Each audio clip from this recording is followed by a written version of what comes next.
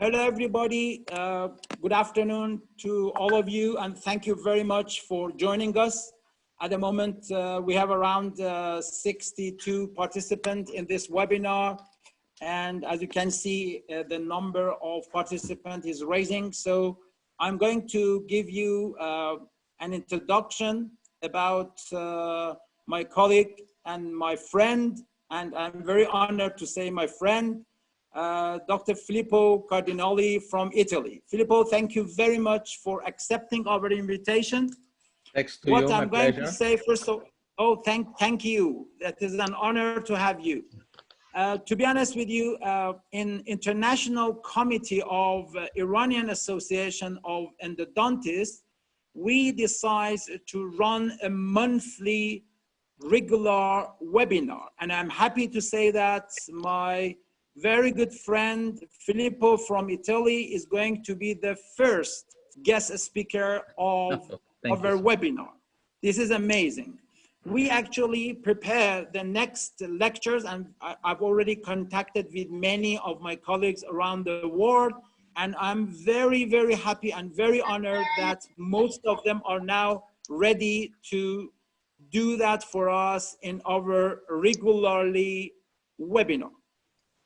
But the reason that we have Filippo today is not just because he's a very good friend of mine, because he's actually is going to speak about a very important topic.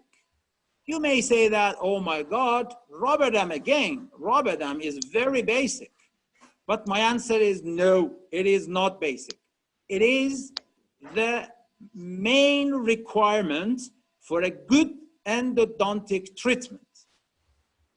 And particularly during the COVID-19 pandemic, and because of the guidelines that we have received these days from the authorities around the world, if we want to reduce the number of the virus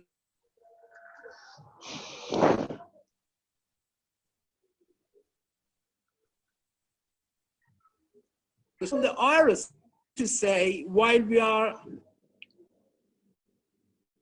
just introducing Filippo, you an introduction to today's conference, I just want to remind you about the major surgery. If you go to an operating room, to a major surgery, you will see that the people, the surgeon first prepare the area and then put a perforated tissue on the area that he is going to make the surgery, and just make a very small hole. And they called it prep and drep the area. So the prep and drep for an endodontist or for a dentist is use of rubber dam. So I'm sure an endodontist without rubber dam cannot even touch the area. But we can see a lot of our colleagues that unfortunately they do the treatment without rubber dam, which is not good at all. So Filippo is going to give us a lot of hints today. I was in Milan when I heard this particular presentation in Italy. And unfortunately, my Italy is very bad. I don't understand Italy very well, but you can't believe me. The amazing images that you are going to see right now is going to give you a lot of information, even if you don't listen to it. Just looking at his slide, you may learn a lot. Free of charge. So you can have access to his book, to the PDF of his book, free of charge. This is amazing. He's going also to talk today free of charge as well. So thanks to Filippo for joining us. And Filippo is also an active member of Italian Endodontic Society. And as I know, he was the head of the cultural committee of Italian Endodontic Society, and he's an active member of there. So now I can say that today, Iranian and Italian Endodontic Society are together to listen to Dr. Filippo Cardinali, to his very, very important webinar. And thank you very much, Filippo, for joining us. Now we are 81 people looking at you, listening to you, and we want to learn from you. Thank you very much, Filippo. The stage is yours. Oh, thank you so much, Mohammad. So it's a big honor for me, and I really appreciate the invitation. And even because I'm going to speak about my favorite topic, so for me it's like a piece of cake, more or less. So just a few words about me. I'm from Italy, and I live in this small city, a very nice place, is on the sea. And here in Ancona, I took my graduation in 1992. So this is my 28th year in practice. And my practice is not limited to endodontics. Probably you don't know, but in Italy, we have not the same system as in other countries.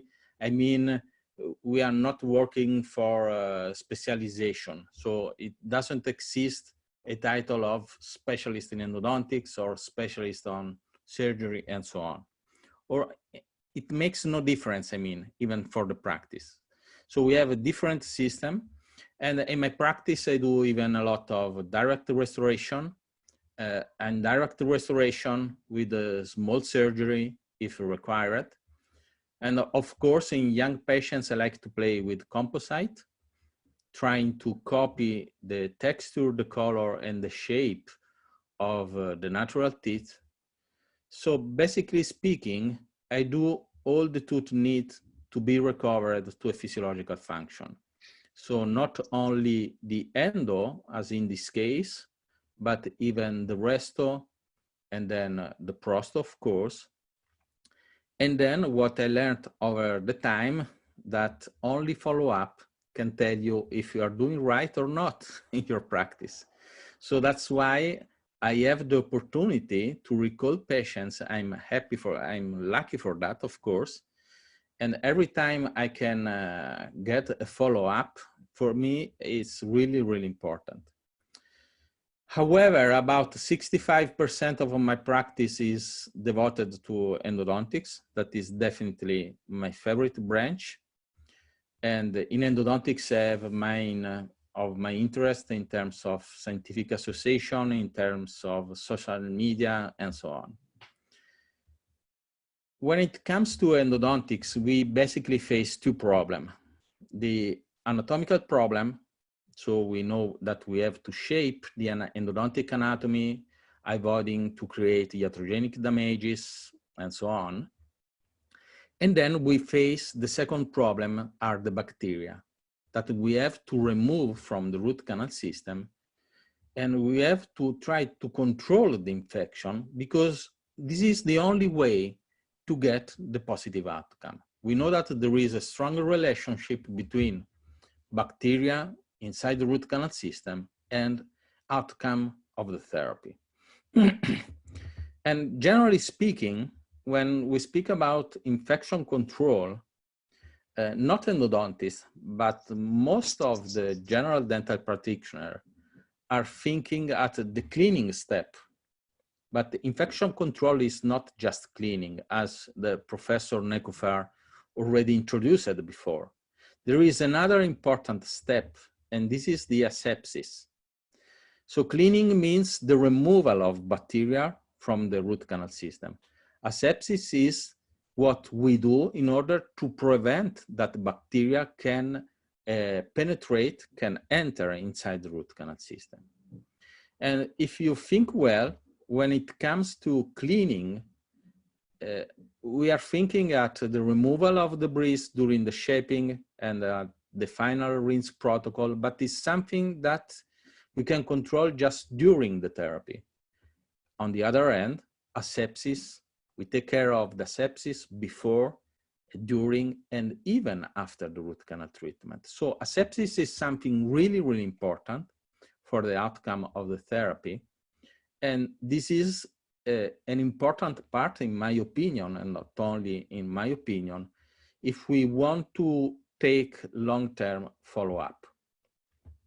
So we know the importance of asepsis from the literature.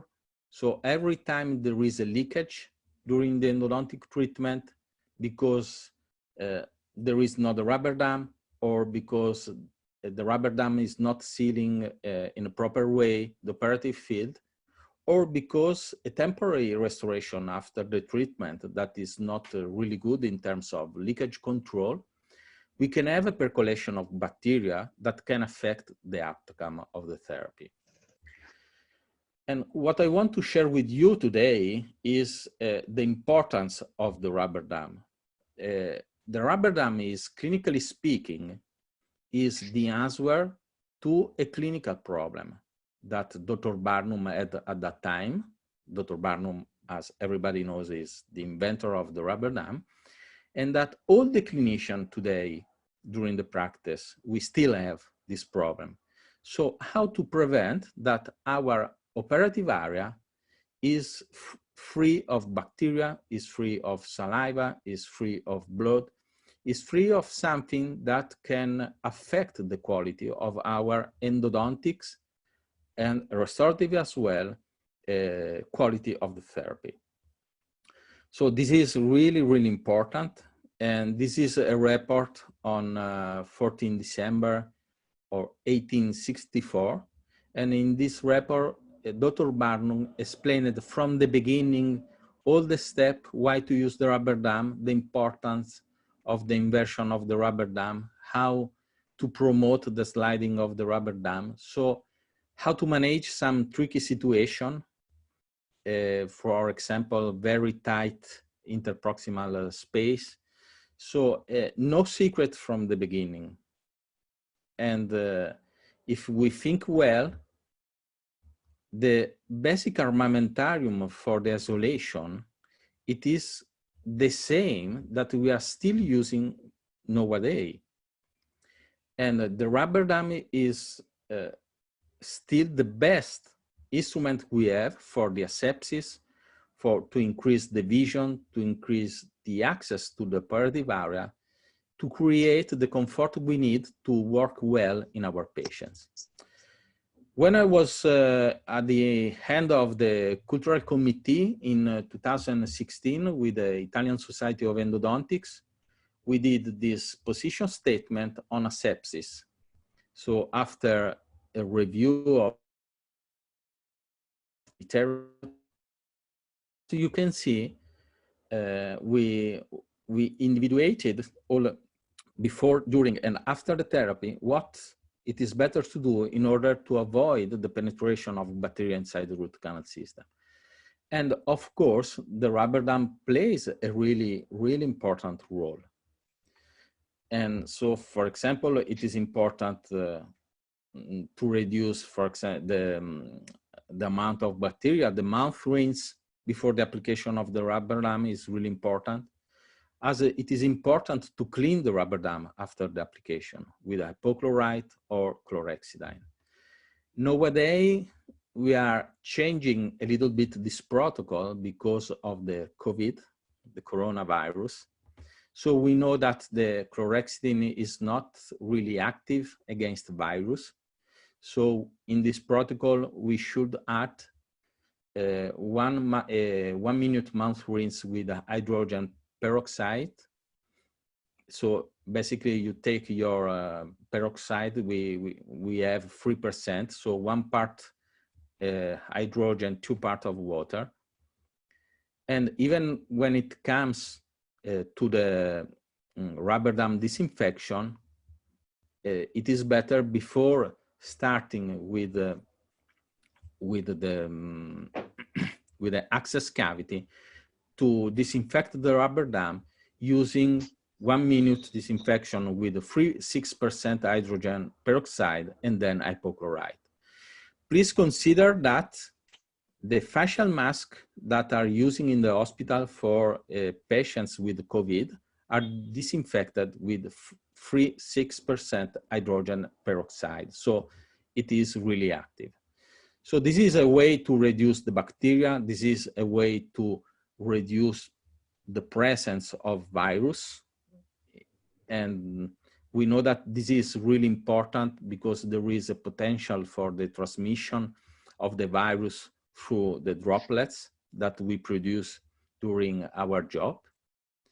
And this is something that we know for a long, long time. So as you can see, this article that I'm going to show you are articles from 2005, so it's nothing new. But now there is a very fresh interest on that topic, no? So it is clear that if we are using the rubber dam, we are reducing the amount of microorganisms in the aerosol. So it means that it's better for us, it's better for our nurses, it's better for the patients as well, of course. And it's a protection that is really, really important. So the use of the rubber dam is really suggested in this paper, where there is what we can do in order to block the transmission during our practice. But about the efficiency in terms of quality of droplets is something, as you can see in this article, that is really well known for a long, long time. And it is really well known even according with the guidelines from the most important endodontic society, as the European Society of Endodontology or the American Association of Endodontists.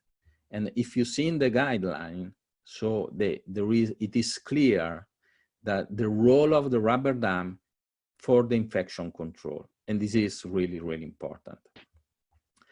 By the way, a lot of people is still not using the rubber dam, and honestly, it makes no sense in my opinion, of course. And when it's time to deal with someone, okay, but the rubber dam is not important, it's a waste of time, and it has no, this is a typical sentence, it has no impact on the outcome of the therapy. Of course, in the endodontic therapy, we have a lot of steps, from diagnosis to the coronal seal. And it is difficult to say, so diagnosis is more important than access is more important. But if you work, especially if you work in private practice, you have to do the best for your patients. So it means that you have to carry out all the steps properly.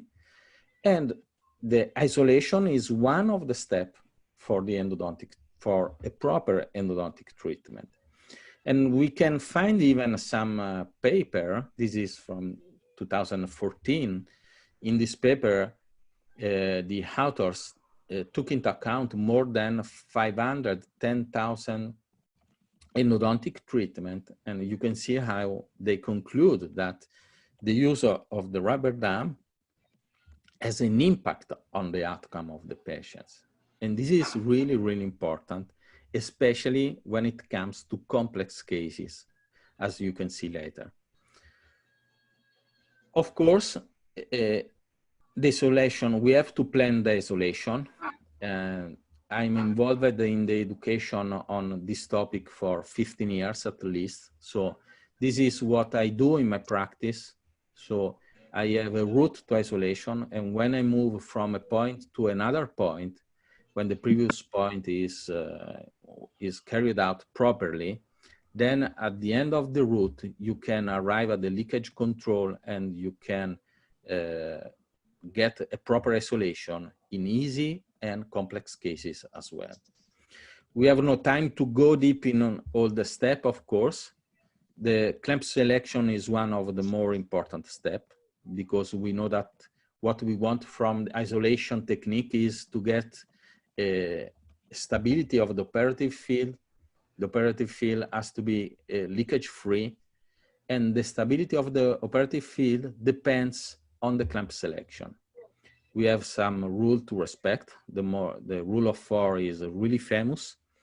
And what we have to consider that is really important is that when we stretch the sheet on the frame, and at the moment we have the opening of the operative area, we create the situation that you can see in the model in the lower corner, right corner. So basically we have the sheet that is applying a dislocating force on the bow, on the bracket of the clamp for the wall treatment. That's why it's really important during the stability check, not only to verify the rule of four, not only to verify the rule of four, so the clamp is grabbing the tooth with the four prongs at the same time, but even to control the stability. And this one is the most important test. If the clamp is stable at this test, so it means that when you stretch the sheet over the frame, there is no risk that the clamp can jump away from the mouth of the patient. Okay, so this is really, really important. And this is the only selection criteria we use in endodontics. In restorative, we have other selection criteria. But in endodontics, we use just this one. And that's why in a lot of cases, especially in complex case, we are using premolar clamp, anterior clamp, on premolar, or premolar clamp on molar. What is important is that the rule of four is respected and that the clamp is stable. And then we can move forward, so we can apply the rubber dam. We know that we have 4 techniques. This is, for example, the winged technique. And here in the winged technique, you can see from the beginning, from theory to practice, what you do. The winged technique is really, really fast technique. So the rubber dam application takes no more in endo than 30 seconds probably. So this is what we have to do. First of all, we have to test the clamp. It looks like the clamp is good. Now I have to verify with a stability check, and that one is the most important test. So now the clamp is stable. I can pierce the sheet. Generally, the size in endo is always the bigger size that we can find in the rubber dam punch. Now I can engage the clamp in the hole of the sheet. And then you can see the application is really, really fast.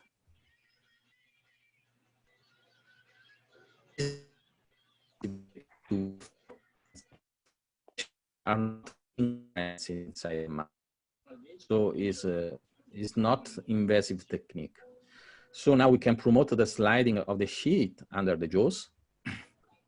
And then, as it is an endodontics case, I always apply some liquid dam, because we know that some kind of dam are really affected from hypochlorite. So this is a way to have a stable operative field, leakage-free, for the whole treatment.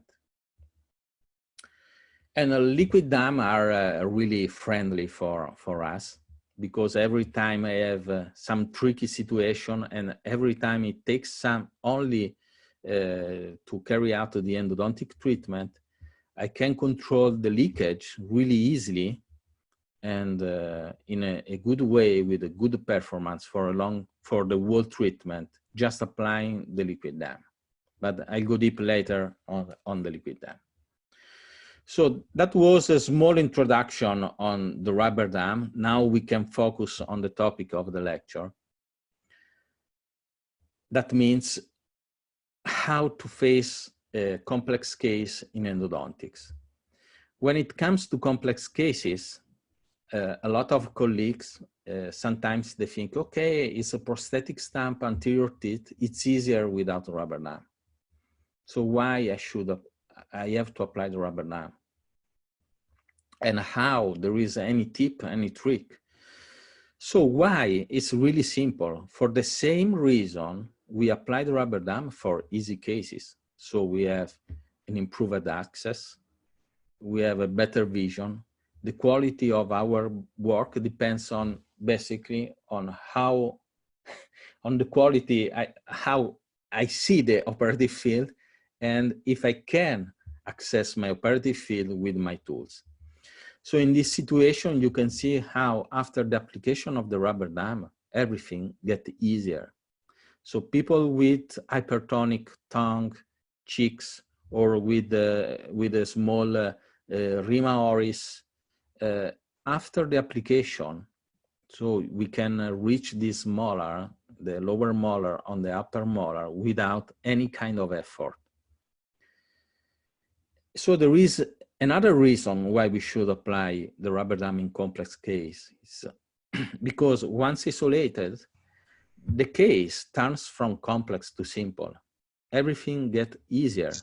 So, and this is a benefit for us because we are less stressed, but even for the quality of the therapy that we are carrying out to the patients.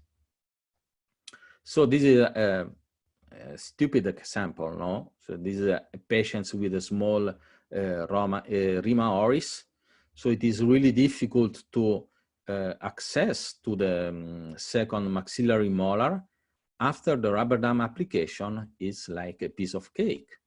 So you can imagine that in this situation, it's easier for me to work properly, to use, if you work with a microscope, it is quite impossible to work without rubber dam, in my opinion. But even if you are working with loops, it's the same. You can focus better your vision on the operative field. And this is really, really important because you can catch more details. And even without, if you are working without a scope, you can see more details on the cavity access. And this is really, really important for the outcome of the treatment. But there is another additional reason, and it's the patients.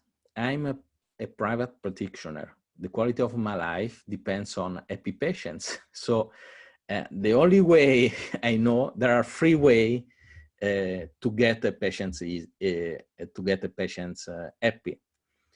Or you are a storyteller and you say, I'm the best doctor and the more beautiful doctor. I have no hair, so it's not my, I have some problem under this point of view.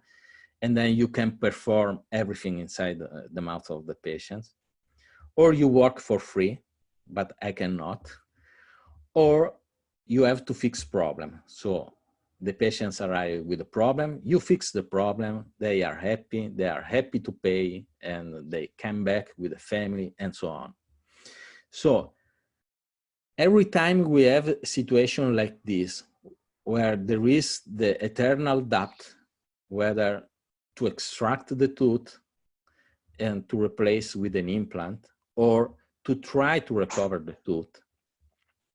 And I think it's the same in your country, but at least in Italy, we have to speak with the patients. We have to propose to the patient 2 or 3 treatment plan, if are available, of course. And the patient has to know the percentages of success of implant, of endodontic retreatment, and how long does it last the therapy, how long does it cost, everything, okay? So when we refer to endodontic retreatment, for example, and I say to the patients, okay, this is a retreatment, so we have, the success rate could be 85%. So this percentage arises from study I can find in the literature. But if you pay attention in the study, there is always desolation on the protocol. So if you want to sell something to the patients, you have to sell something that is true. Because without a rubber dam, probably the success rate is not 85%. And for example, probably in a case like this one, I can find inside the root canal system a lot of bacteria arising from the oral mouth, as for example, the Enterococcus fecalis, that arrived inside the root canal system because of lack of asepsis during the previous treatment. I know perfectly that the cleaning is a not topic, no? Activation or non-activation, which kind of irrigating solution, laser, not laser. But what I love to do is that the disinfection of the root canal system always begins with a non-contamination. So it means that just applying the rubber dam we are increasing the efficiency of the cleaning, and the result is, of course, that we are increasing the success rate of our treatment. So the second question is how to manage complex cases. And honestly speaking, there is no secret. You can have some tips, and I'm going to share with you how I manage with some situation. But basically speaking, the pillars are always the same. I need a stable clamp, and then I need to control the leakage. And when I have a stable clamp, I can do whatever I want. So this is not a big problem. Of course, it is really important to underline that there is a difference between the restorative and the endodontics. Because when it comes to restorative, we need a perfect adaptation of the dam around the neck of the tooth. So it means that we need a correct relationship between the cavity margin and the periodontal tissue. And we know that in restorative, the leakage control depends on a proper inversion of the dam inside the gingival sulcus. When it comes to endodontics, it is different because this perfect adaptation, it is not mandatory. And we know that the clamp can move the periodontal margin. And of course, in a lot of cases, as for example in this case, after the application, we can have some gaps, but nowadays it's really easy to control the leakage by using the liquid dam. I want to be clear, so it means that I can carry out properly my endodontic treatment in this case. I don't know, I'm working on a referred case, for example. But for the restorative step, I need a crown lengthening or a gingivectomy or an extrusion. I need a pretreatment, okay? So generally, the most challenging cases when it comes to endodontics, we can recognize two groups: the prosthetic abutment and the teeth with a clinical crown severely damaged by the carrier. The prosthetic abutment are really easy to isolate.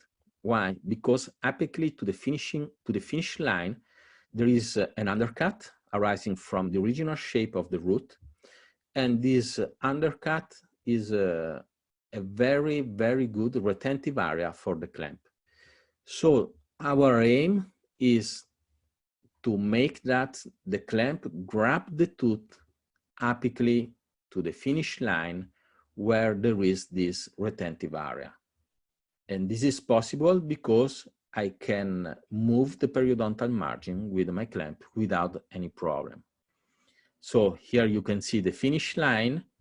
This is the orange one is the retentive area, and these are the two prongs of the vestibular jaws, and then other two prongs are grabbing in the palatal part. And this is the model I'm using during my workshop. It's a model that I built by myself, so I'm not promoting any brand of model. And as you can see here, sorry, as you can see, when you apply the clamp, you have to press in order to move the periodontal margin. And now you can see clearly that the clamp is grabbing the tooth apically to the finish line, where there is the retentive area that is really useful. So this is a very stable clamp, even because the strength of the clamp arises from the bracket. So every time we are using a double bracket clamp, we can grab with more strength the tooth. And as generally, when it comes to anterior, but even to premolar teeth, the finish line in the vestibular part of the tooth is apically than the finish line in the lingual part, something that most of the people are doing in the practice is to modify the 212 clamp. So we can create this inclination in order to give a shape that fit very well this anatomical situation. Let's see a clinical case. So this is a lateral incisor. You can see the 212 clamp that moved the gingival margin now is grabbing the tooth apically to the finish line. Of course, there are some gaps to control the leakage, 30 seconds, no more between application and light curing. And now I have an ideal situation in terms of infection control to start my retreatment.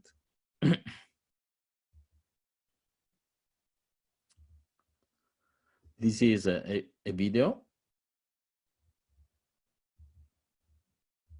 Let's see if start, okay. Is a resume of from theory to practice.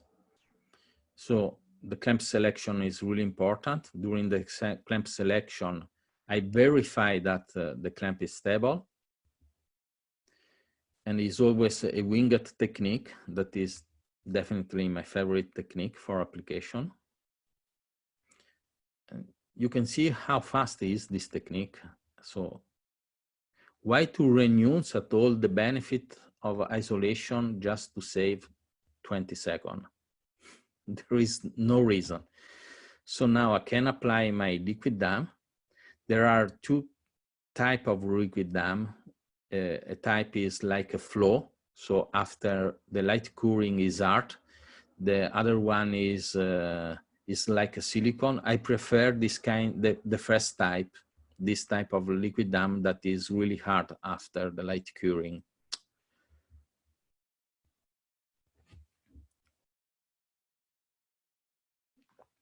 And this is another old case. Of course, every time, for example, another easy tip, every time at the clamp selection during the clamp fit, I can see that I have a direct access in a tooth where I have to do the endodontic treatment as well. So I can do it in that way. So this is really producing for the office, no? The same times you do two treatments, so you can apply even a discount to the patients. The patient is happy for the discount. Is happy because it has to come one visit less. So this is really good. And in my practice, it is so easy to isolate prosthetic stamp that every time I'm the person in charge even of the prosto, or every time I'm speaking with the prosto man or the resto man about the treatment plan, the sequence, I always ask to first apply the temporary prosthesis and then to carry out the endodontic treatment. And this is not because I'm crazy, because I think that it is giving me a lot of benefit. Because we know, and the first is in terms of access cavity. So we know that when it comes of the anterior teeth as incisor, you cannot design an access cavity that is the real projection of the endodontic anatomy on the incisal surface. So we move the access cavity in the lingual part to avoid aesthetic problem.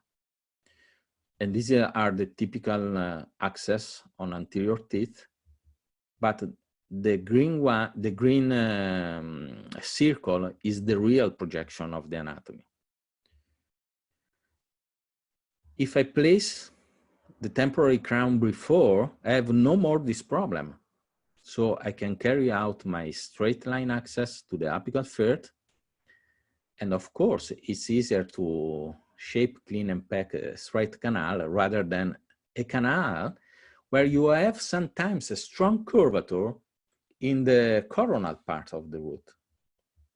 So sometimes, for example, in the central incisor, it is difficult to carry out properly a warm vertical technique because the plugger cannot arrive deep enough at 5 millimeters from the working length. So every time you put before the temporary crown, you have no more diastatic problem. The canal is straight. So you are saving healthy tooth tissue. So you are less invasive. You have even less risk of separation of file, less risk of iatrogenic damages during the instrumentation. And if it's easier, probably the outcome of the therapy on the treatment, it will be higher. And if you are saying that then you are going to do the restorative, is very helpful because you have an idea if a post, for example, is really needed in that case or not. Because sometimes, especially in incisor, it happens that you are treating a sound tooth. So it's okay, it's enough class 1 restoration. Then arrives the prostomen that remove everything. And then during the adaptation of the temporary crown, you have the restoration inside. So generally, I always ask to carry out endodontic and restorative treatment. So this is my favorite approach because I ensure that I'm doing the best for my patients.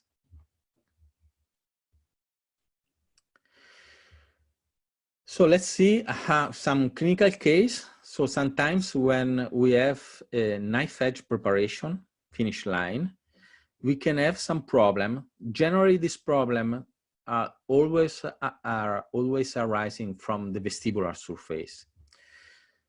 So what we can do here is something really easy. We can create an undercut for our clamp. So here is an old case. You see etching, then adhesive, and then some composite. Nowadays, you can find in the market a composite that is self-etching, self-adhesive, so it's really, really fast to obtain this result. And once the undercut is created, it's not more a problem for the stability of the clamp, of course. So just 30 seconds more to work properly in the interest of the patients. It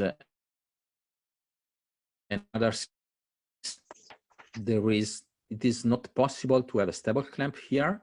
So I created the undercut with the composite, and then this is the situation just few seconds before starting with the endodontic treatment. I'm working for a lot of time, unfortunately. So I have seen a lot of clinical situation, and this happened to me just 2 times in my life.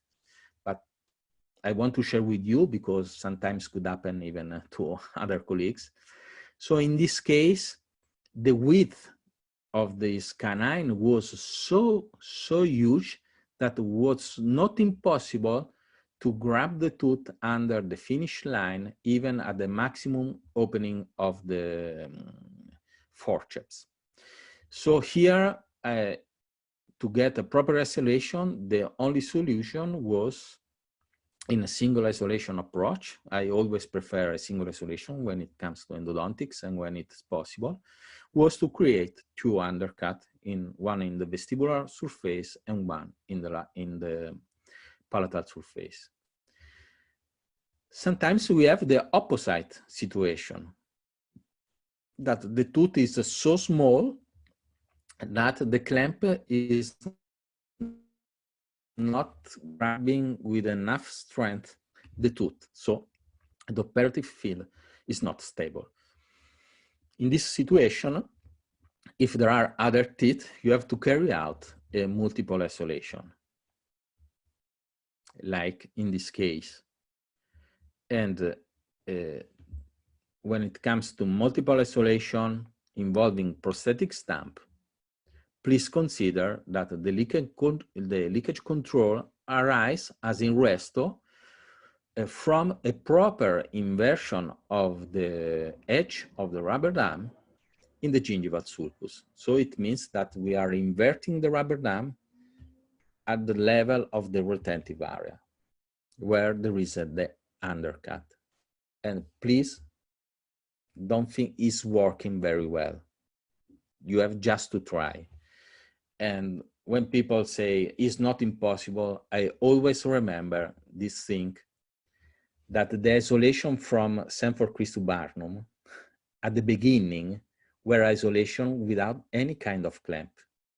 And the retention of the dam was just on the inversion of the rubber dam in the gingival sulcus. So then Dr. Barnum was the first that created some clamps to ease the retention of the dam on the tooth. By the way, it works. It works properly.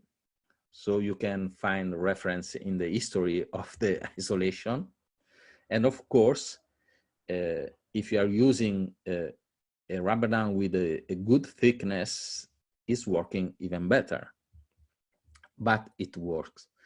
Then, of course, once I get this result, I always protect the rubber dam and my prosthetic stamp with some liquid dam. But the first leakage control arises from a good inversion of the rubber dam in the retentive area apically to the finish line.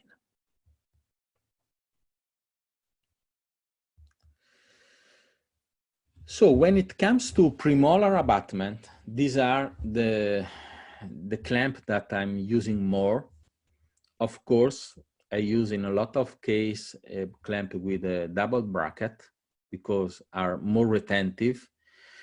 But the first clamp that I always try is the number 1. Why? Because working with a bracket in the mesial position is, especially if you are working without scope sometimes, or even with the scope, is not too much comfortable for the operator. And if the number 1 is stable, like in this case, I was lucky in this case, so this is my clamp for the treatment. But in most of the case, the stability of the clamp arises from a double bracket clamp. This is another case, retreatment. So I removed the crown. The number 1 was stable. So I did the first visit that was addressing with the calcium hydroxide with the number 1. Then in the second visit was planned the obturation and even the restoration of the tooth. So I carried out a multiple isolation. And in this tooth, the leakage control, as you can see in the picture, was really good, even without any kind of liquid dam, because of a proper inversion of a rubber dam with a good thickness, of course, inside the gingival sulcus in the retentive area. And this is all the treatment, about 1 hour. You can see how the rubber dam is always in position without any problem. And this is a first follow-up, and now I hope to get other follow-up soon.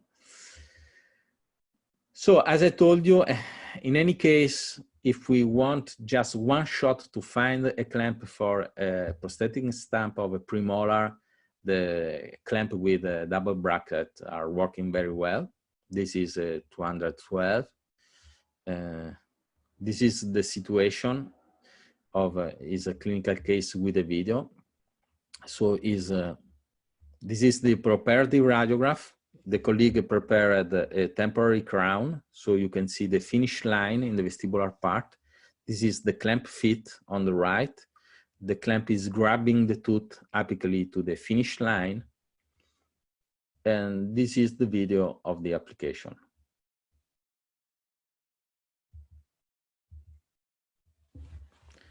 Even here is a winged technique. you have to press with the clamp to move the periodontal margin.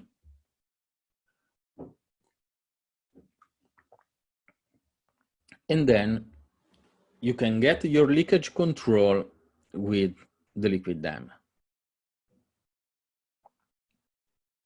15 minutes, sorry, 15-second light curing, not 15 minutes.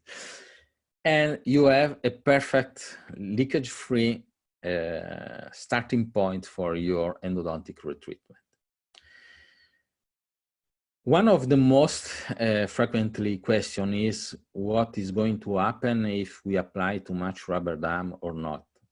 Nothing is not a problem, because I presented this technique, but it's not a technique. Every time I call it fill and drill technique. Every time you can even apply generously the liquid dam, because if you are using a liquid dam that is hard after the light curing, you can remove the liquid dam with a burr. And then once the liquid dam is removed, you have this situation. You can create your fourth wall if you want in less than 30 seconds. So, and this situation is stable up to the end of the treatment. This is time zero, and this is the clinical situation after, I don't know, 1 hour. That was a retreatment, okay? Every time you have, sometimes you have this kind of situation, especially when you have teeth with, especially for class 5 black. So sometimes you have a lot of tension of the dam arising from the mesial and the distal tooth that is not isolated. So you can involve these teeth on the isolation, it's not a problem, like in this case, or like in this case, and you have a perfect adaptation with no tension. And when you act in that way, if you think well, you are even removing a tension on the distal bracket of the clamp. So there is no risk that the clamp moves in that way. Okay? So this is, if you know how to work the armamentarium, you can do whatever you want. And when it is not possible, you can carry out multiple isolation. This is I'm used to do for the cementation of indirect restoration, but sometimes even for endodontic treatment. So you have, for example, in this case, the molar is the clamp for the stability of the operative field, and the other one is just a retainer. It's something, it has not to be tested before, it has not to be stable. It's something that exposes better the operative area. And this is, for example, another case are 2 premolars. In these 2 premolars, 2 treatments, so I decided to carry out the 2 retreatment in the same session.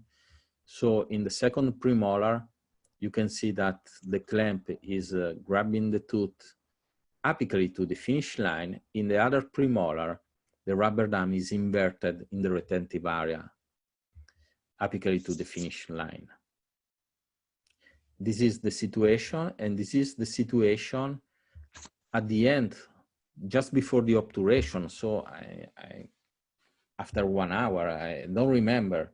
And in this case, for example, no need of liquid dam, because the inversion was so good, was really so good, that the leakage was not present. So in this case, I didn't apply the liquid dam. So out the molar, the concept is always the same.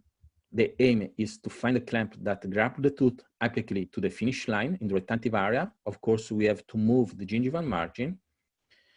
These are the most, the clamp that I'm used to use. As you can see, moving from the number 4 to the W8A, the jaws are always more tilted. So as a general concept, the more tilted are the jaws, the easier it is to find a stable clamp for a prosthetic abutment of a molar, like in this case. But in a clinical practice, the clamp that I always try as a first clamp is always the clamp with the less tilted jaws. Because this is the difference when you are working in a first molar, in a second molar, with using a clamp with very tilted jaws, as you can see in the picture on the right, you can see how the tooth is sunk in the operative field. So it's more difficult to reach with my instrument. So that's why I always try with not too much tilted jaws. And my favorite clamp is the number 4. It's not a secret. I'm using the number 4. For me, for endo, is the best clamp because it's like a pot. So it's very well exposed to the tooth, and it's okay. So let's see this video. Is the isolation of a prosthetic stump of a molar. So here you can see the application of a clamp that I tested before, so I know that the clamp is stable. And as you can see, this clamp, the jaws are quite flat. So I apply the clamp. So this is a clamp with a furrow in the jaws. This furrow is a lot the penetration of the spatula between the sheath and the jaws, so it's easier to slide the rubber dam with using this clamp. As you can see, we have gaps, and of course, as usual, some liquid dam. So now everything is easier for the treatment. And of course, if the prosthetic abutment of a molar is a small one, in a lot of cases, you can use even a clamp for premolar. As you can see, the rule of 4 is always respected. In this case as well, the rule of 4 is always respected. And every time the rule of 4 is respected, the clamp is potentially stable. So I have just to test with a stability check, and it could be stable. Other situation is really are working very well. This double bracket clamp in a molar prosthetic stump, because of the design of the clamp, one prong of the vestibular jaws grab the medial root and the other one grab the distal root, and it's working very, very well. If there is not too much retention, I have to carry out a multiple isolation, and then I have to see if I can have a good leakage control thanks to the inversion of the rubber dam in the retentive area, as in this case. If there is not a good retention, even as in this case, I published yesterday to promote the webinar, you can see 2 clamps. The distal clamps is the clamp for the stability, and then the other one is just a retainer.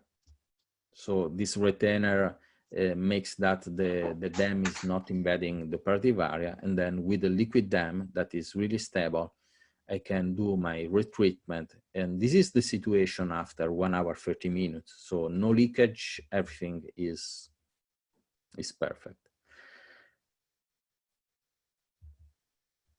And even regarding the molar, I always ask to prepare before the temporary crown, because in a lot of cases, it makes difference using 21 or 25 millimeter rotary files. So every time you can use 21, it's easier. And this is a very old case. This is my approach. The patient has to redo this bridge. So first I remove the bridge. I place a temporary bridge. Now I have even a good vision I know even more, I have more info even for the resto, so I can do my endodontic treatment. I love to use the Niagara-Osby. You have seen the Niagara-Osby frame in a lot of cases because it allows me to take the intraoperative radiograph without disassembling the sheet from the frame. Nothing special in terms of endodontic treatment, but this is the situation. This is what I like to do. Now we can move on the second group, that is the most the group where sometimes we can have more problem, no? And sometimes a lot of colleagues fight, you have to do this one, not this one. So I want to be clear from the beginning. We have a starting point and then we have a final point. The final point is for me the possibility to carry out properly the endodontic treatment, and of course, if it's the resto, even the resto. All the solutions are good. So sometimes it depends on a personal habit. Sometimes it depends even on the patients. Sometimes it depends on the area where we are working, is an aesthetic area. So we cannot say this situation, you have to do that. So it depends on a lot of things. I'm going to share with you what I really think and what I do, but it doesn't mean that is a rule, okay? Because when it comes to this group, there is always a lot of discussion about the pretreatment, no? And when it comes to pretreatment, first of all, we have to know what we are speaking about, because we have a lot of pretreatment. Could be a periodontal one, like a crown lengthening, could be a conservative, like the pre-endo build-up, could be an extrusion, could be a combination of all this one. This is, for example, a periodontal crown lengthening. The patients arrived in the office without the tooth. So obviously the patient cannot come out without the tooth from my office, of course. So here I did immediately the crown lengthening, and then the retreatment. I raised a flap. I applied the rubber dam with the open flap. It is possible to do it. You have just to disinfect the rubber dam in a chlorhexidine.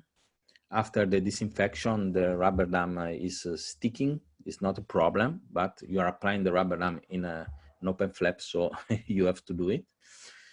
So in that way, I did my retreatment, even the restoration in the same session, in order to put a temporary crown. And now the patient is happy, and this is a control after 3 months, just before the impression for the final crown.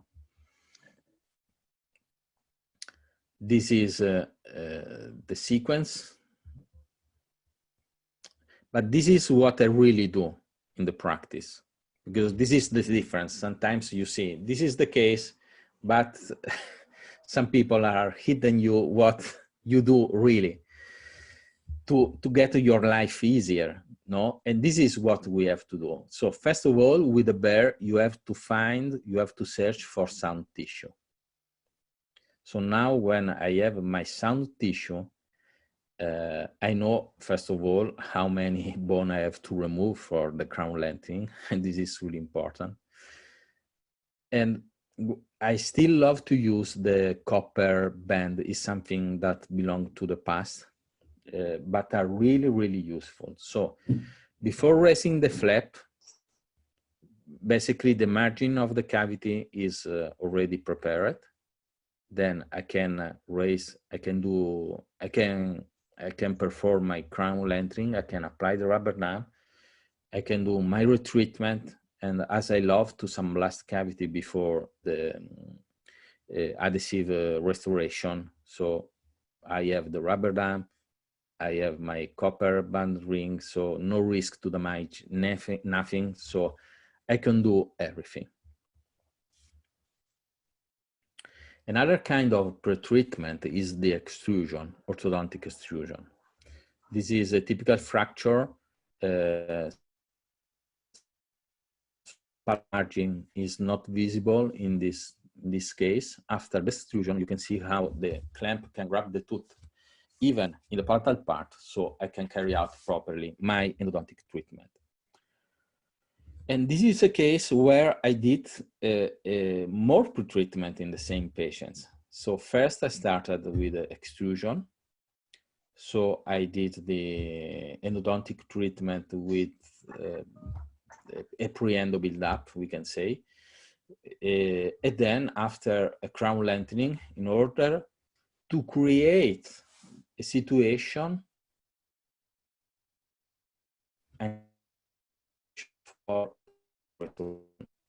and this is a really important point, because if you think well, the crown lengthening, the orthodontic extrusion, it is not only for the endodontic treatment, but is something even for the restorative treatment. And this is something that we have to understand before saying, yes, I go for the pretreatment. No, I don't go for the pretreatment, or yeah, always pretreatment, never pretreatment, as some people love to say. So it depends a lot on if it's just endo, if it's just resto, or if it's endo and resto, of course. And the most important criteria for me is the key role of the root canal treatment. And I'm going to explain this concept with some case. So this is a patient that has to redo the bridge. I have a pulpitis in the molar. There is a necrosis in the premolar. I need a crown lengthening. So in this case, I think that the endodontic treatment is not too much challenging. So I'm really positive. I think that the outcome of the therapy will be good. No, I cannot, it is not a retreatment, there is not a separate file. So in a case like this, when I have no doubt about the outcome of the therapy, I prefer to start with the periodontal crown lengthening, so the periodontal treatment. In that way, in the second visit, I can do the endodontic treatment and the restoration in the same visit.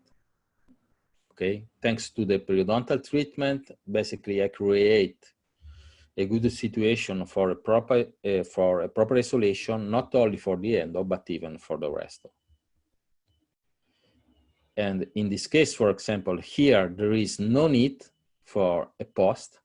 The cavity access is enough retentive. Here, I need 2 posts because there is no more retention.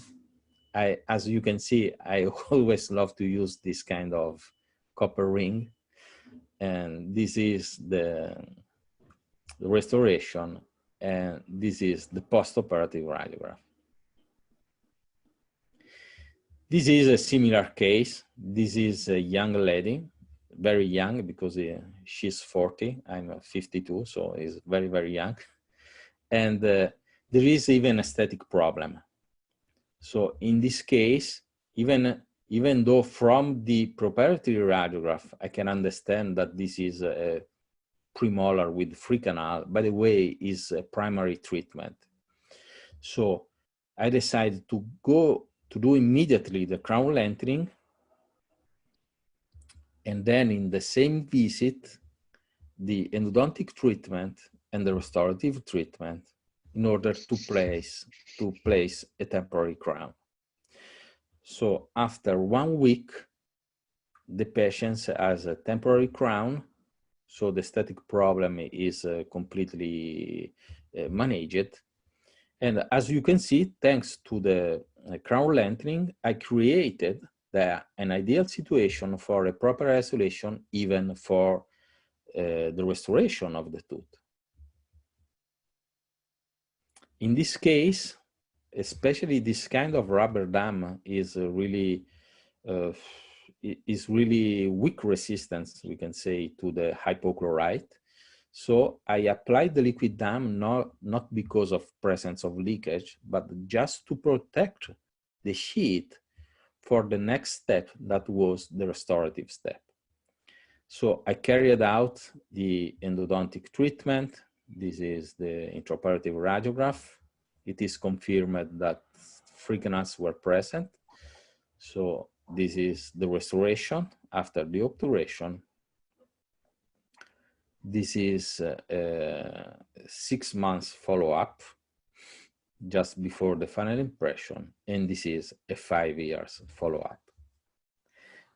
So to conclude, we can say this part, we can say that every time I have no doubt about the endodontic treatment, if I want to speed up to reduce the number of steps to arrive to the temporary crown, so yes, it is better to carry out the periodontal crown lengthening before, and then the endodontic and restorative treatment in the same session or very close in order to fix the problem with the patients. This is the case.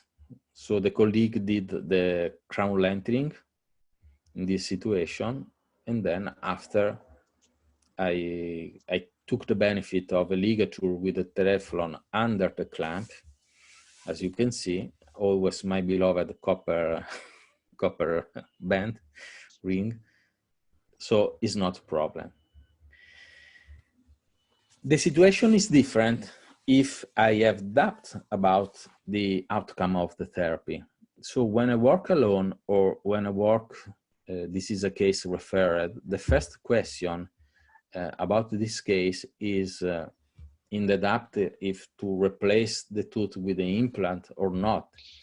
It is endodontically recoverable, the tooth? So do you think the outcome of the retreatment will be a good outcome or not?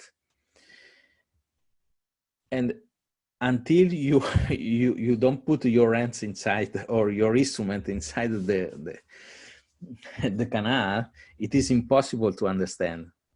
So, but this is important because in front of us, we have a patient and we have to explain this to the patients.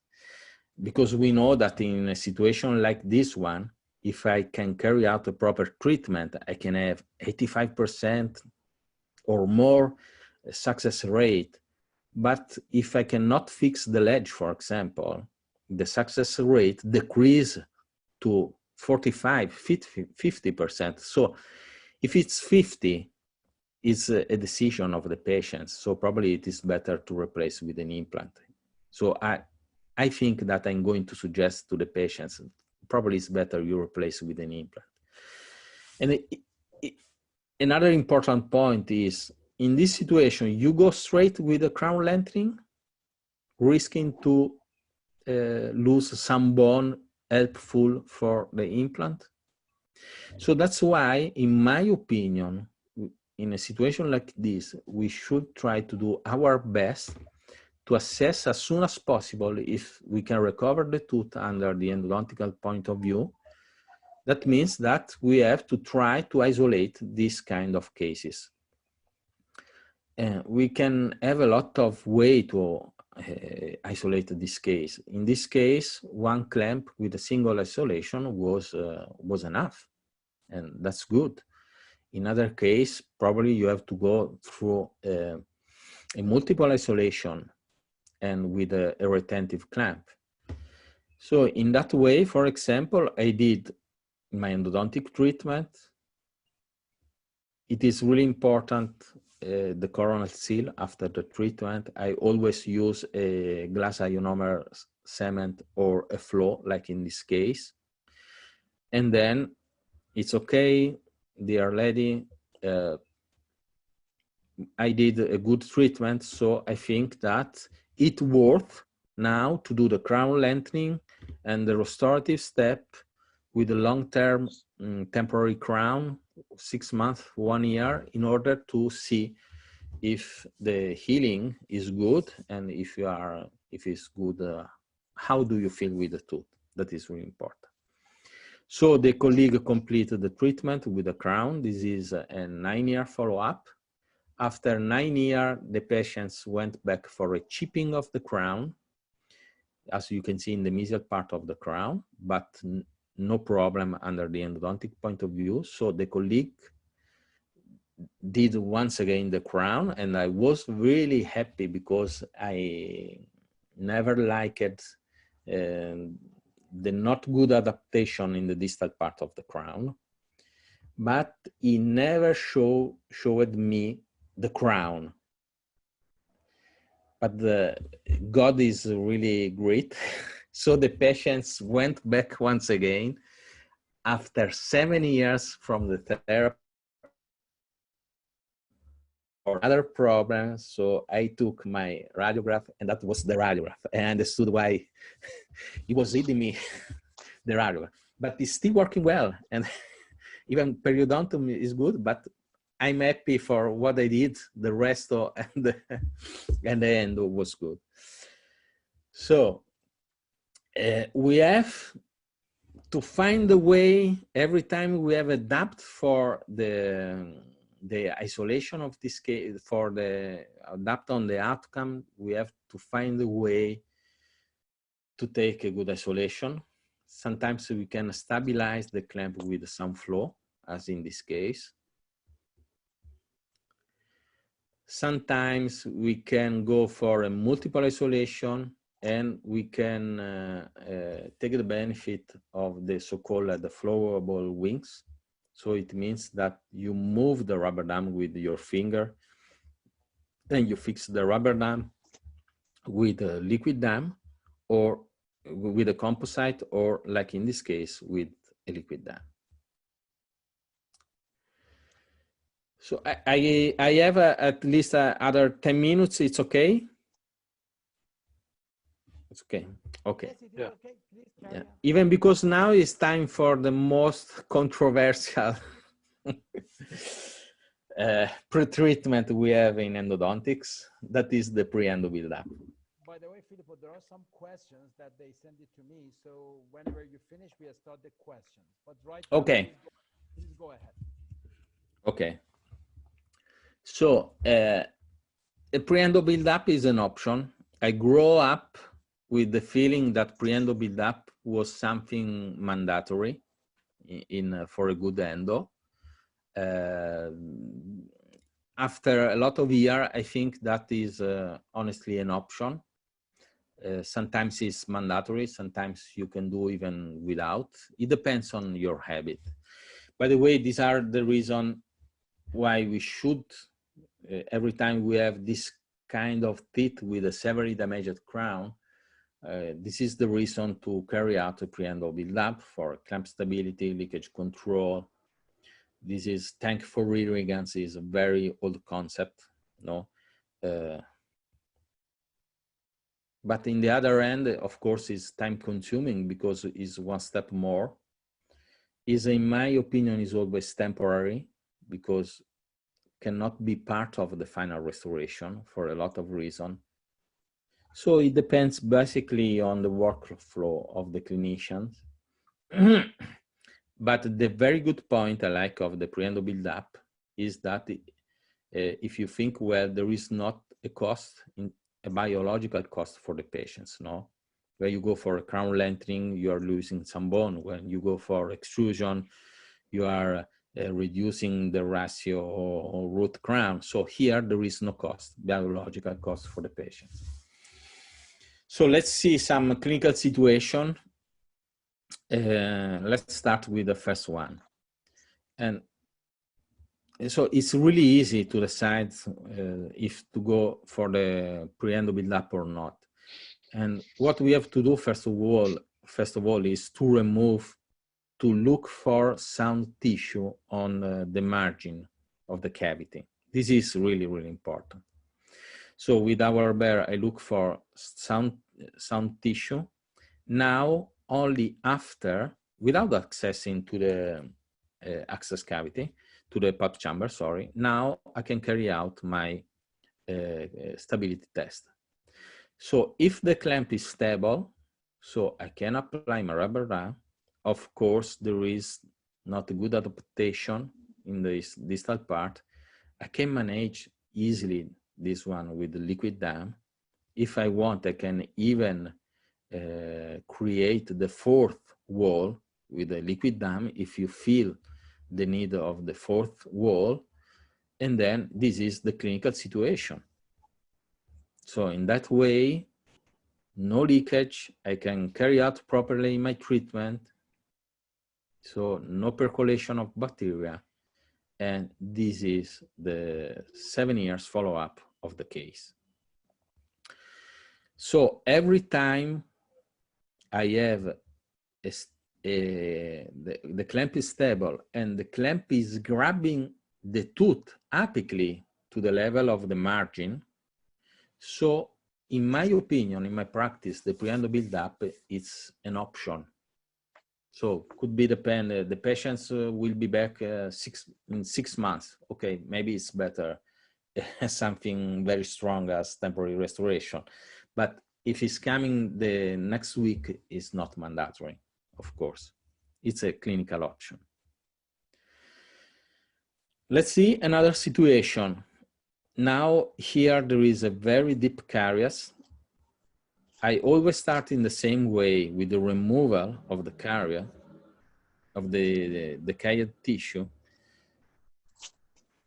I always fit the clamp. Now here the clamp sometimes looks stable, looks good, but please remember that when you apply the heat, you have a dislocating force on the bracket. So in most of the case, when you stretch the sheet, the clamp moves and you see a lot of saliva inside the cavity. So this is a typical situation where, in my opinion, the pre-endo build-up is mandatory to carry out properly the endodontic treatment. Or you move, or you can do directly the crown lengthening if you prefer. So in this situation, I did the pre-endo build-up, so no more problem for clamp stability. Even this is an old case, always a stable coronal seal.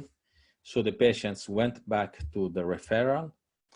The referral did the crown lengthening, and now it's again me for the restoration. And as you can see, I removed all the pre-endo build-up because the pre-endo build-up was done without isolation.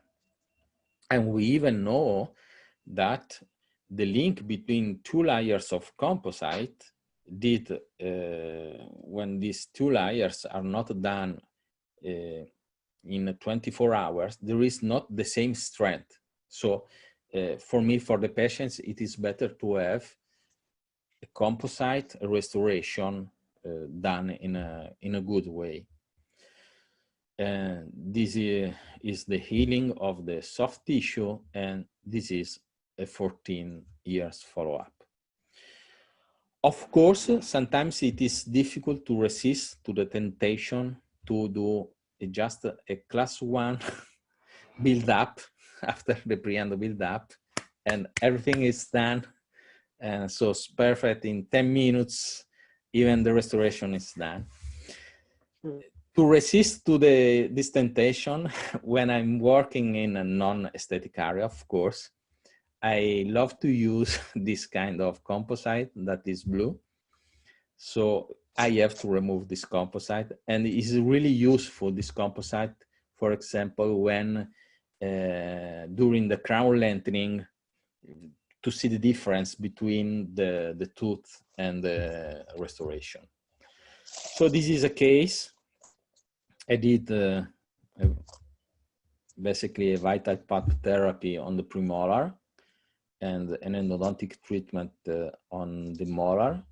And I used this class of composite.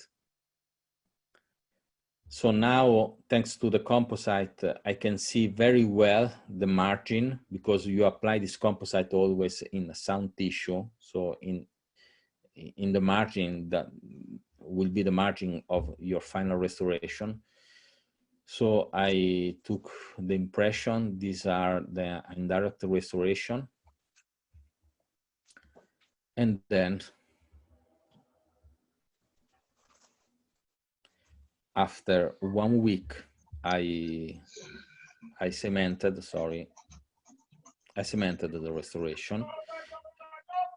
This is the post-op, the bite wing. Okay. This is another case. Now the defect is in the mesial part. It is more or less like the defect present in the distal part in the 14 years follow-up you have seen. Here the difference is the physics of the clamp, because here, once I found a sound tissue with my burr, I fit the clamp. The dislocating force is useful to have a stable clamp.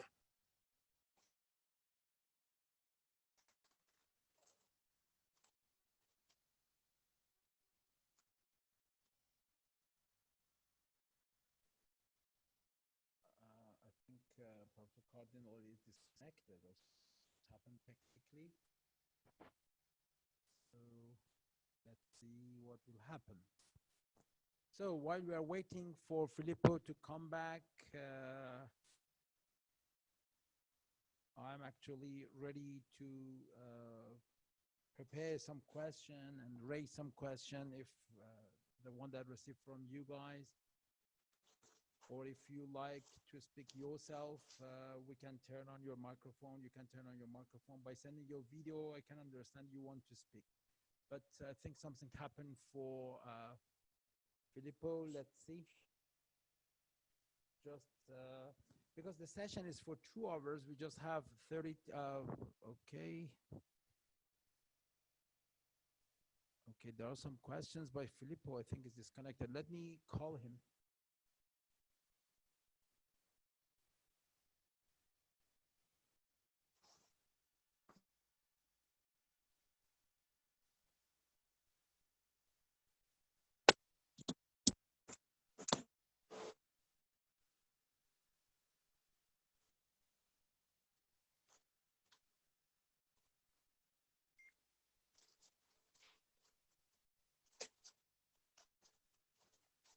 Yeah, I think he's trying to reconnect. Sorry, guys, for the delay. I'm happy, actually. Okay. Yep. I think Filippo said my computer died, so there's something happened for his computer. So let's see what happened. Yeah, he typed in my WhatsApp for that. Okay, while we are waiting for Filippo, I would like to say thank you again to all of you. I can see a lot of names and familiar faces, and we miss you all in this pandemic. So this is good, actually, to see each other again in this situation. And I hope the International Committee of Iranian Association of Endodontics is going to have some lectures again, and we let you know. I'm sure Dr. Haeri, Dr. Ali Haeri is going to share the link of that with us, the link of the recorded webinar as well. I can see Professor Kim. Welcome, Professor Kim, and thank you very much for being with us in this webinar. Hi, good to meet you here. Yeah, I guess you might have another webinar in the future, short future. Thank you for sharing this information. Thank you very much. Okay, so Filippo said I'm trying to connect from another computer. So let's see what happened. At least he can come back with another computer for answering the questions, because I have received a lot of questions so far.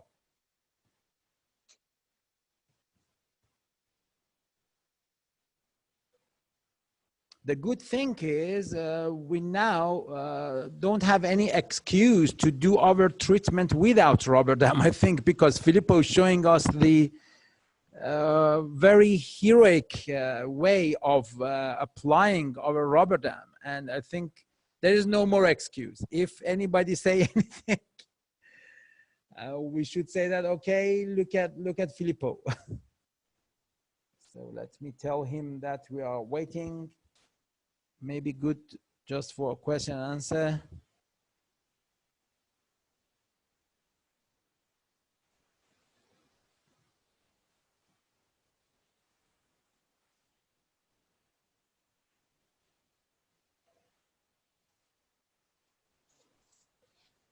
I think he is also very, he's trying to come back. I don't want to disturb him.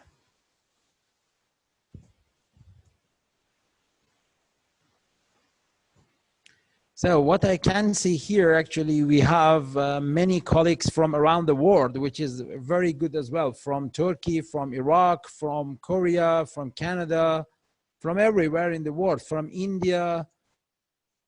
Yes, the name, at least the name that I know from everywhere. This is very good. Thanks for joining us. Okay, not yet. I think Filippo trying to reconnect to us. Hi, Marich. Hi, Dr. Nankafar. Okay. How are you? Not bad. Thank you very much. Nice to see you. Nice to connect to us. Okay, he said arriving. So we should just wait for him. Yes. And I think we just have time for the questions. I don't know, maybe he's also trying to finish his lecture. But the quality of images was amazing, was fantastic. So it was good actually to see those films and those videos and the way that we can deal with all the difficult cases. However, there are a lot of questions and I'm sure. I would like, Dr. Nankafar, I would like to raise a question for Dr. Cardinali, but meanwhile we can discuss about this and some other colleagues, some other participants may contribute on the issue. I think the quality of the clamps are extremely important in application of rubber dam. Sorry, Marich. Filippo is in now, so maybe it's good actually just to wait for him. Yeah, Filippo, you're in. Hello, we can hear you very well. Thank you very much for trying to come back to us. So do you think it's better to start the questions, Filippo, or do you want to finish the lecture? I was quite at the end of the presentation, so it's up to you. So I think the concept is quite clear. Okay, yes, amazing. First of all, if you want, I can continue with the presentation. It's up to you. Yes. How many slides do you still have? 10, probably. Okay, go ahead. You finish, and then we have a question that Professor Kazandak is going to raise, and then there are a lot of questions. So, and as you know, we just put 2 hours for this lecture. I want to be punctual. So we just have 27 minutes. So please go ahead. Okay.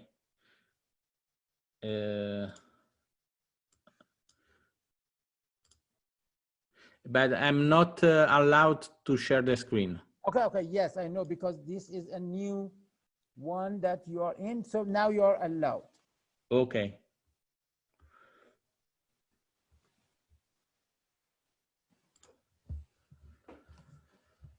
You okay now? Yeah. Okay, good.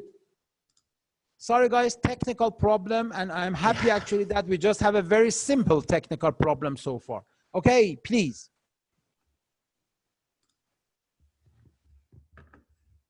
So we was here. So in this case, you can see I already removed the decay in the mesial margin. So I tested the clamp. The clamp is stable.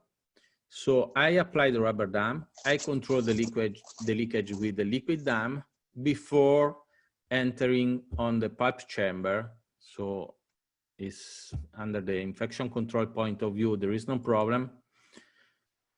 So in that way, for example, this is a patient with a small opening of the mouth. Sometimes having a wall in the mesial part is not easy when it comes to insert the rotary file in the mesial canal. So in that way, you have a direct vision of the orifices, the mesial orifices. So now the patients can come back to the referral for the crown lengthening and the rest on the crown and so on. So this is the scheme of these procedures. So first, with the burr, you have to search sound tissue. Never forget that the clamp can move the gingival margin. So in a lot of cases, it looks like it is not possible to have a stable clamp, but you have to push apically and you can find the stability. So you can apply the rubber dam, and if there is some leakage, you can control the leakage without any problem thanks to the liquid dam. And the smaller is the tooth, and the better it is to not carry out a pre-endo build-up. So here, sound tissue, isolation, a ligature with Teflon, liquid dam. So now to carry out the endodontic treatment is a piece of cake. This is another case, it's always a premolar with free root. You can imagine that probably with the pre-endo build-up to carry out the treatment in a so very tight anatomy, of course, it's not a problem with the scope, but I'm not thinking just a pure endodontist. I mean, no, it's easier without the pre-endo build-up.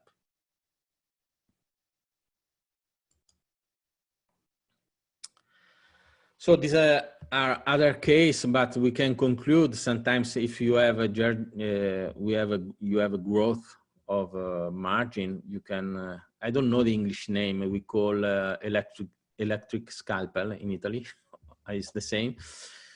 So then you can apply the rubber dam, and of course, removing a fiber post without the pre-endo build-up, it's easier, no? Because we know that the ultrasonic tips are like burr. So the better you can see, the less is the risk to create iatrogenic damages. I can stop here because there are other cases, but it's always the same concept. So always a stable clamp before, leakage control, then you can access to the pulp chamber. So, if there are questions. Yep, Filippo, thank you very much indeed. First of all, let me say that. Sorry for the problem, but no problem of line. I'm really scared for my laptop because completely died. No worries about that. Okay, I hope it's not a big issue for your laptop. By the way, first of all, believe me, I don't have enough word to say thank you to you because you did a great job for us. Thanks a lot. We really appreciate it. Much obliged. Thank you very much indeed. That is the first thing that I should say. But because of the time, I want to go ahead. And there are some questions. First of all, Professor Kazandak from Turkey, she's going to raise her question. And then after that, I tell you some of the questions that I have received. Professor Kazandak, please go ahead. Thank you very much, Dr. Cardinali, for the wonderful presentation. You're welcome. I think the quality of the clamps of the rubber dam is an important issue. Yeah. Is there a specific brand that you like best, you like most? Let's say your favorite. Okay, so I agree with you. So when it comes to, if you want to speak about sheet or rubber dam, now the quality is really good despite of the brand. So I prefer to work with a white rubber dam. In endo, you have seen a lot of cases with a white rubber dam. This is because in the past, I was not using the scope yet. And with a white rubber dam, you have more light and operative field, no? And not all the brands are producing the white rubber dam. Otherwise, nowadays, the quality is really high. And we even have, for example, latex-free rubber dam that are very similar to the normal rubber dam we are using. So if you want to know brand, I can share with you the brand that I use. I use a Sanctuary rubber dam. I use a Coltin rubber dam, the white one. When it comes to latex-free, I prefer the Sanctuary rubber dam. And for the resto, I use the Nicton, but it is important, but all the rubber dam are working well, especially for endo. It is different for the clamp, because in the clamp, the most important part are the prongs. No, the prongs are the 4 points that are grabbing the tooth. And some brands are producing prongs very sharp. The sharper is the prong, the easier is to find a stable clamp, of course. Other brands are producing not so sharp prongs. So, for example, you have seen a lot of cases with ivory clamp, and are working very well. I found very well even with a hygienic clamp and even with a sanctuary clamp. And I love, for example, for the sanctuary clamp, the presence of the furrow. As I'm a user of the winged technique, the furrow on the jaws is a lot the winged technique. What is important is to have a good clamp, because sometimes the risk is to choose a cheaper clamp, but that after 3 or 4 use, they are not more working well. Or sometimes you take the clamp and you see that the prongs are round, so are working well in a tooth with a good crown. But when it comes to complex cases, you need sharp prongs. Okay. Okay, thank you very much, Filippo. There is a question about the control of bleeding when you make a flap and put rubber dam on it. How do you control the bleeding and put a flap when you do a crown lengthening and then put a crown to put your clamp and rubber dam on it? But honestly, it is not a problem. I mean, because you control with the anesthesia, with the adrenaline, no?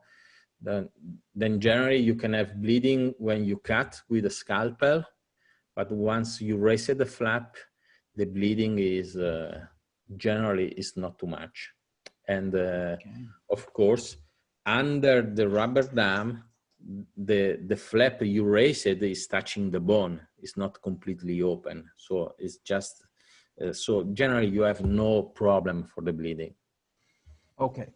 And there is a question about the using rubber dam for upper second molar, and that also reduce our access to the canals because of the patient's opening of the mouth, limitation of the opening of the mouth as well. Do you have any hint for that problem?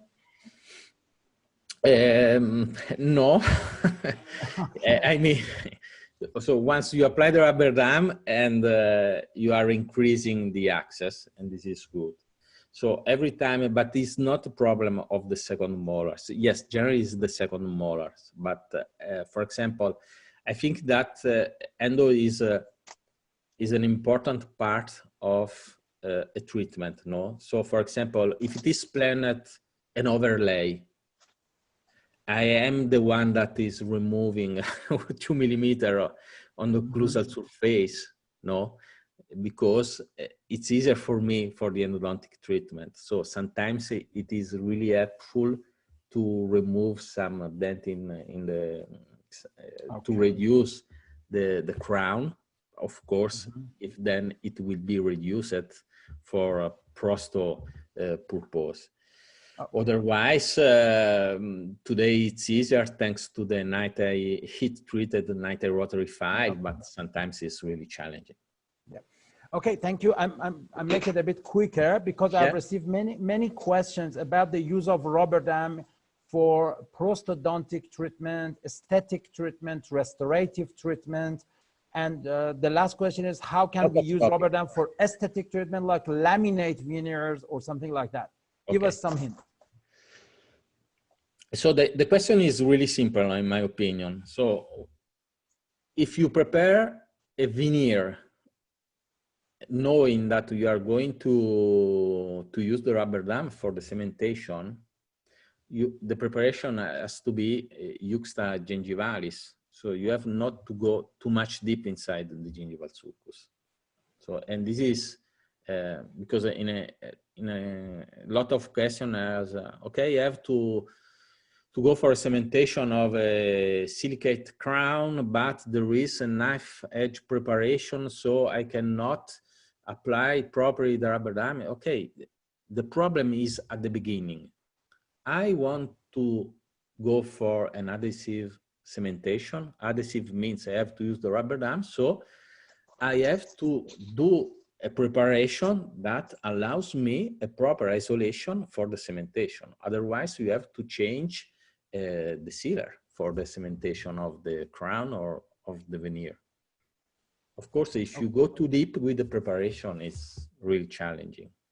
What about the impression? Can you take an impression when you have a rubber dam on it? I did in the past for indirect restoration. Yes, you can.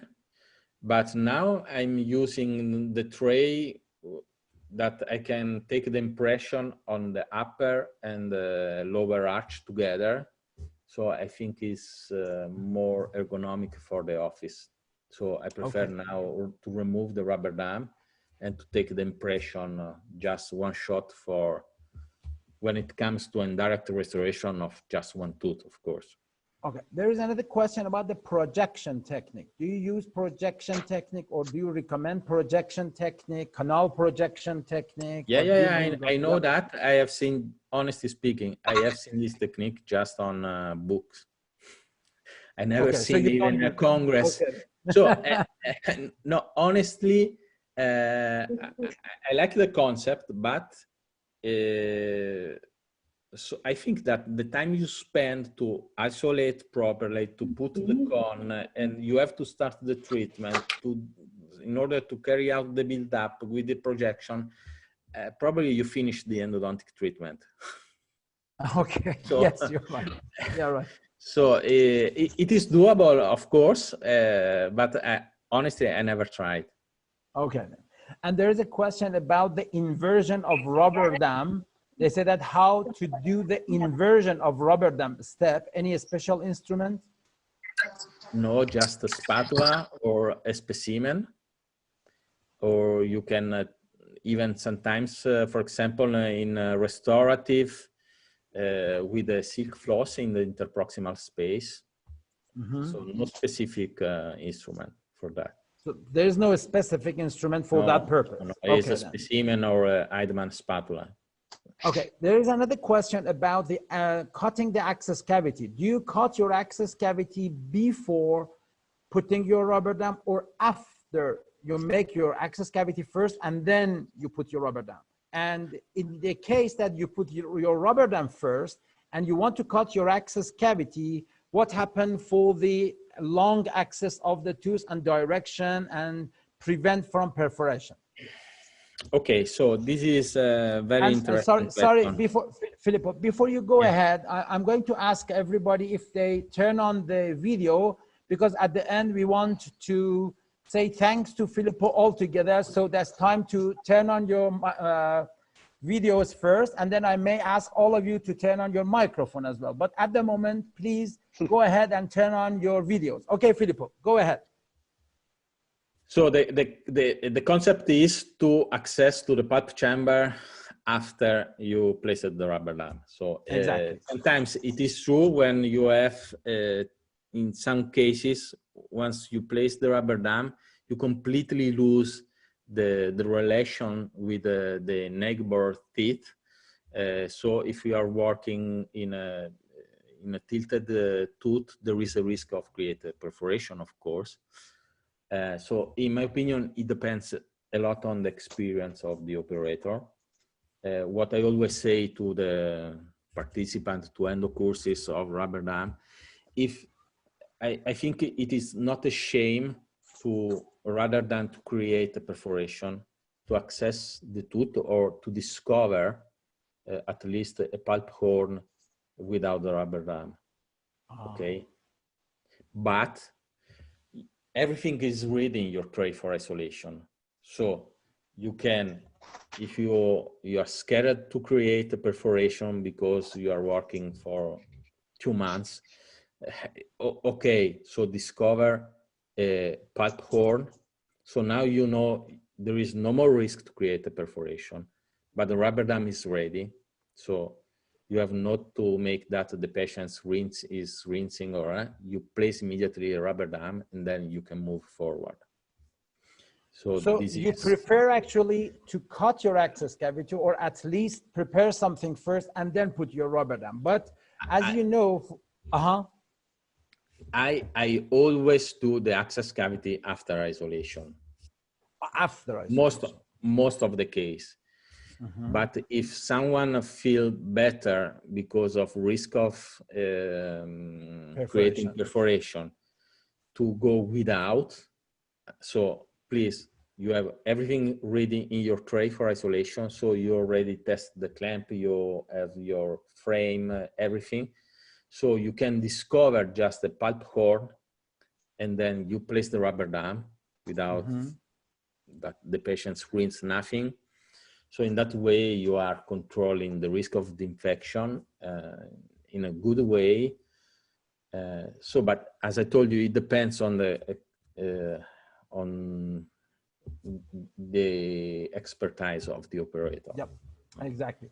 And there is another question about the type of composite that you use to put the node on the buccal side. What type of composite do you use? Is a normal composite. Generally is a normal composite. It could be a flow or could be a chip of normal composite.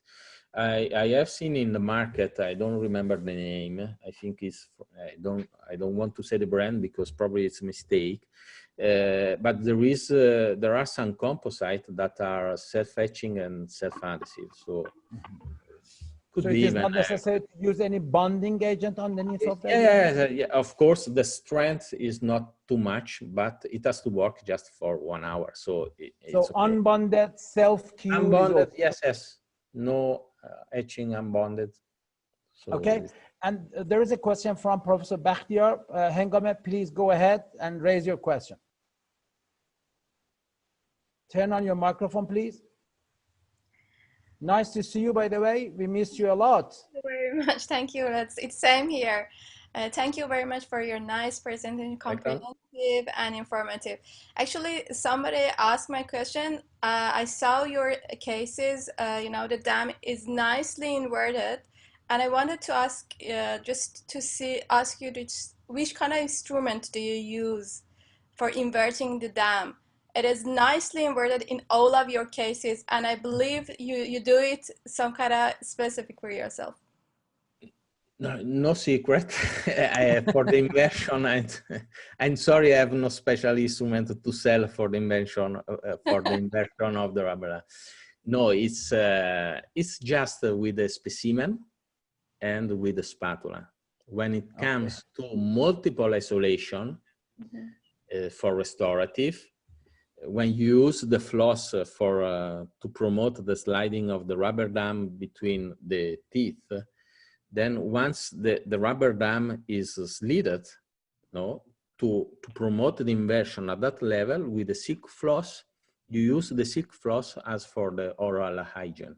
So it's really easy. There is no tip, no secret. It's just silk floss. But when it comes to endo, generally it's nothing. Okay, thank you very much. Thank you, Hengam, as well. Mariam, are you going to ask any question? Dr. Raouf, are you going to raise any question? Please turn on your microphone.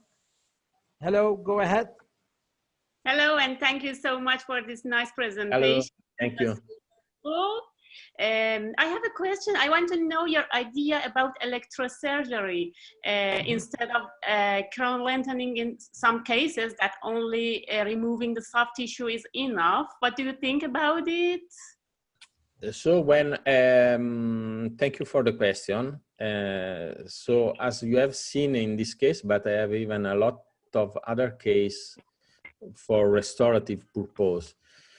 If it's just a matter of soft tissue, because of, for example, the lack of contact point between teeth for a long time, you can have a growth of a soft tissue.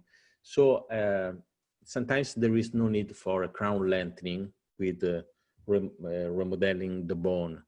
So I think the electrical scalpel. I never electrical surgery is not bad. Could be laser if you have laser.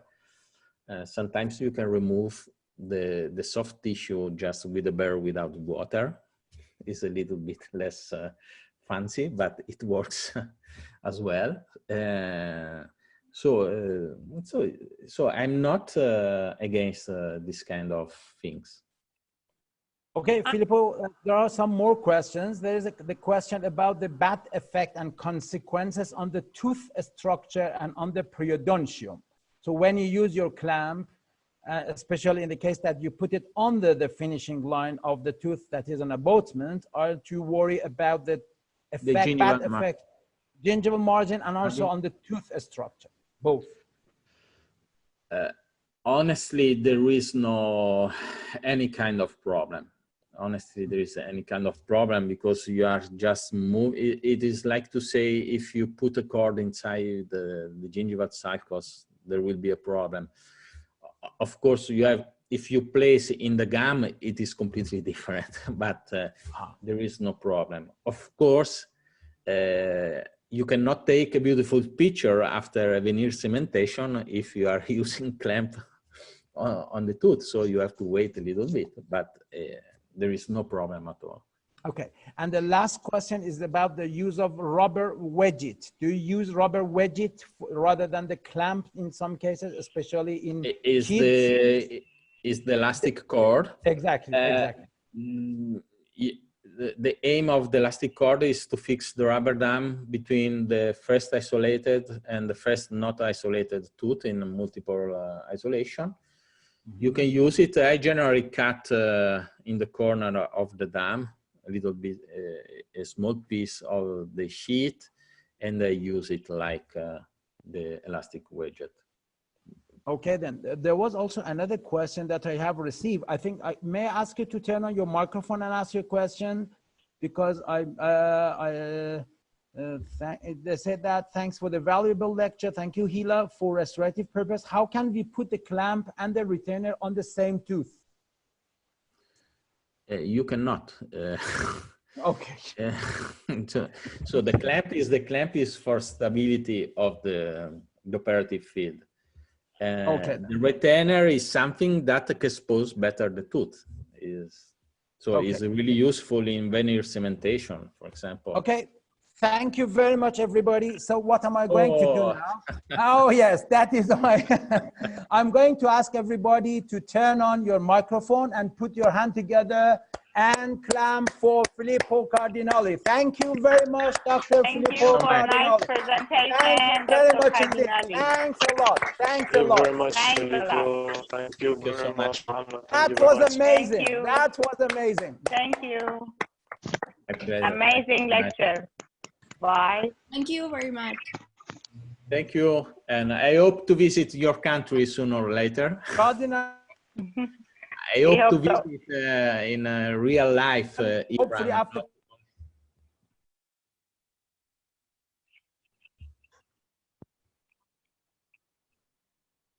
COVID-19, we are going to have. Yeah. We hope that there won't be a COVID 2020. Oh, yes. Hopefully after the pandemic, we are going to have you definitely. And thank you again for all of you to joining us today. And hopefully we are going to have all of you in our next webinar. And we put the recorded webinar on our website. So Dr. Hari is going to share that with you, and please follow us, and we will let you know about our next lectures, and we discuss with each other again and again. Filippo, I'm going to send you this certificate of appreciation, which is signed by our president and me. And thanks again from all of you, and goodbye. Thanks a lot. Thank you. Goodbye. Thank you. Bye-bye. Thanks a lot. Bye-bye. Bye.